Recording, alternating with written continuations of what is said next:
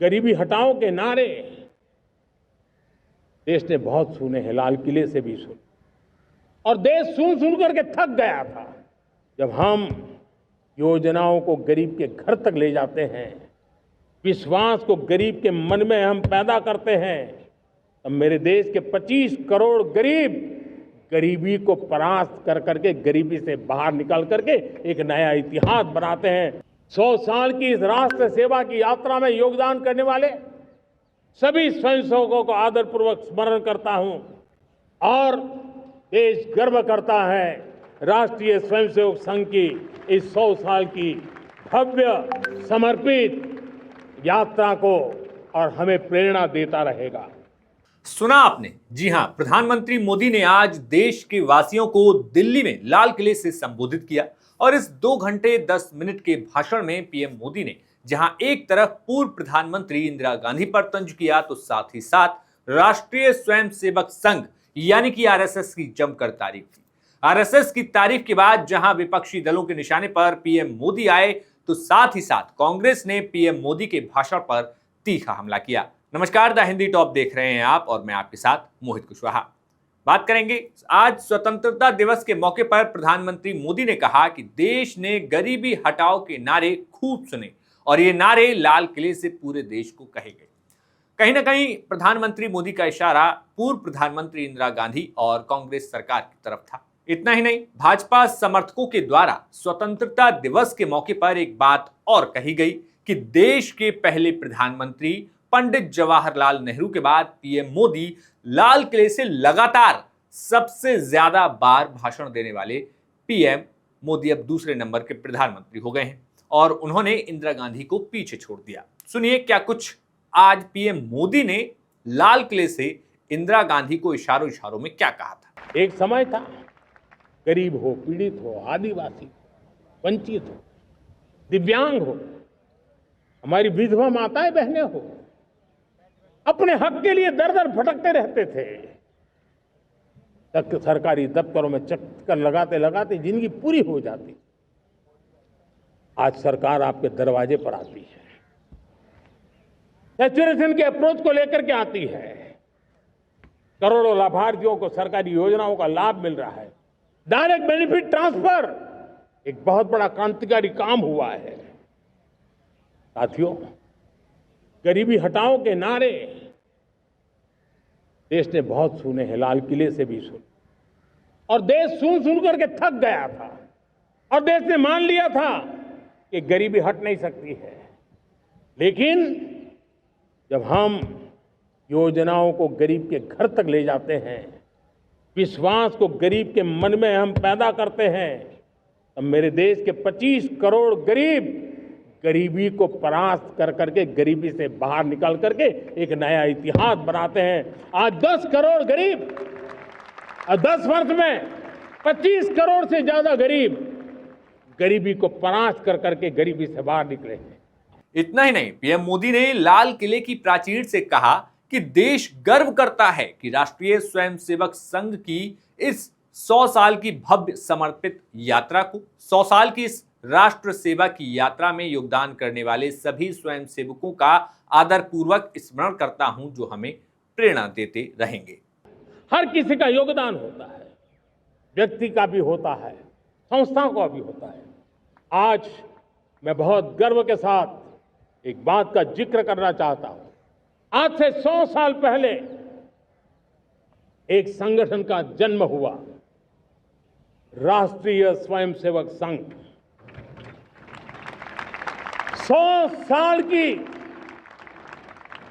राष्ट्र की सेवा एक बहुत ही गौरवपूर्ण स्वर्णिम पृष्ठ है।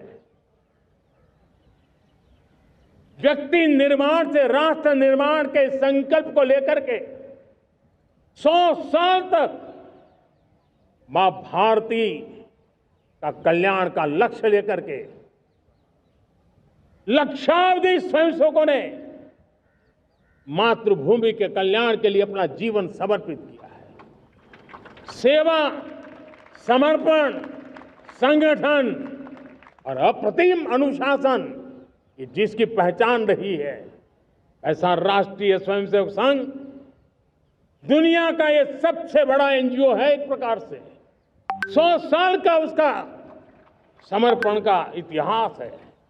आज लाल किले की प्राचीर से 100 साल की इस राष्ट्र सेवा की यात्रा में योगदान करने वाले सभी स्वयंसेवकों को आदरपूर्वक स्मरण करता हूं और देश गर्व करता है राष्ट्रीय स्वयंसेवक संघ की इस 100 साल की भव्य समर्पित यात्रा को, और हमें प्रेरणा देता रहेगा।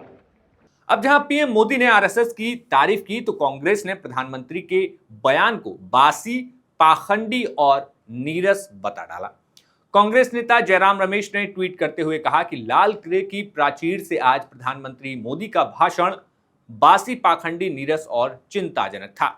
विकसित भारत, आत्मनिर्भर भारत और सबका साथ सबका विकास जैसे वही दोहराए गए नारे साल दर साल सुने जा रहे हैं, लेकिन इनका कोई ठोस नतीजा नहीं निकला। Made in India semiconductor chip का वादा अनगिनत बार किया जा चुका है, हर बार धूमधाम से, हर बार बिना परिणाम के। हर वादा दरअसल आज एक बड़े झूठ के साथ किया गया, जो पीएम मोदी की पहचान बन चुका है, क्योंकि भारत का पहला सेमीकंडक्टर कॉम्प्लेक्स 1980 के दशक की शुरुआत में ही चंडीगढ़ में स्थापित हो चुका था।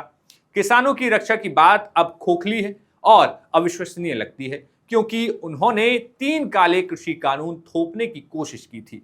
आज भी एमएसपी की कानूनी गारंटी, लगातार 50% लाभ के साथ एमएसपी तय करने या कर्ज माफी का कोई ठोस ऐलान नहीं है।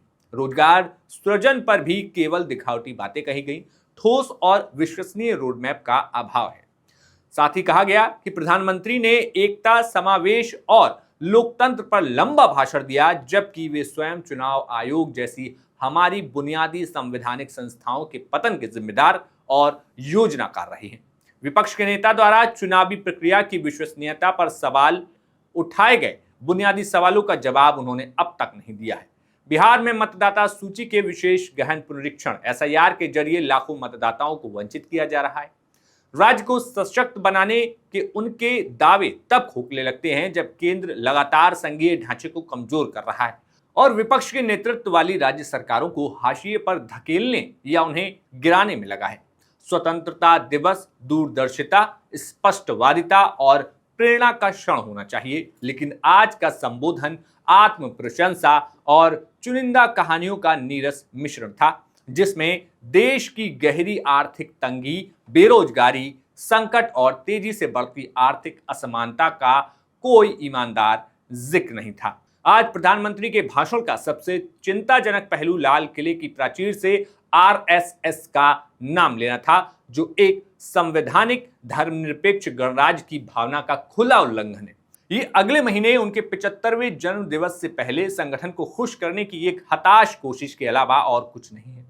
4 जून 2024 की घटनाओं के बाद से निर्णायक रूप से कमजोर पड़ चुके प्रधानमंत्री अब पूरे तरीके से मोहन भागवत की कृपा पर निर्भर हैं, ताकि सितंबर के बाद उनका कार्यकाल का विस्तार हो सके।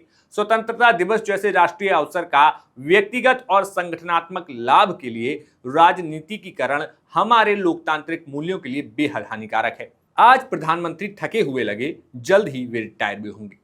ये पूरी बात थी कांग्रेस नेता जयराम रमेश की। अब बात करते हैं आगे की।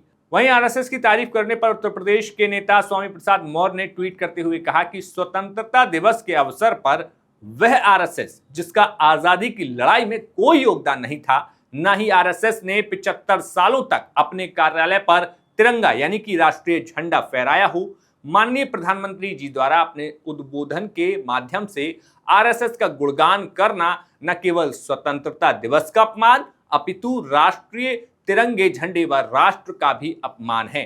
प्रधानमंत्री का उद्बोधन स्वतंत्रता दिवस का है या आरएसएस गुणगान सभा का है, ये समझ से परे है। फिलहाल बिहार में कुछ महीनों में चुनाव होने हैं। ऐसे में विपक्ष लगातार एसआईआर, वोट चोरी जैसे मुद्दों से लगातार सरकार और चुनाव आयोग पर हमले कर रहा है। ऐसे में अब ये देखने वाली बात होगी कि संघ की तारीफ करने पर और क्या कुछ सियासत देखने को मिलती है। कैसी लगी आपको खबर? आप इस खबर पर क्या कहना चाहते हैं हमें कमेंट बॉक्स में बताइए। देखते रहिए द हिंदी टॉप और सब्सक्राइब कीजिए और जुड़े रहिए। शुक्रिया।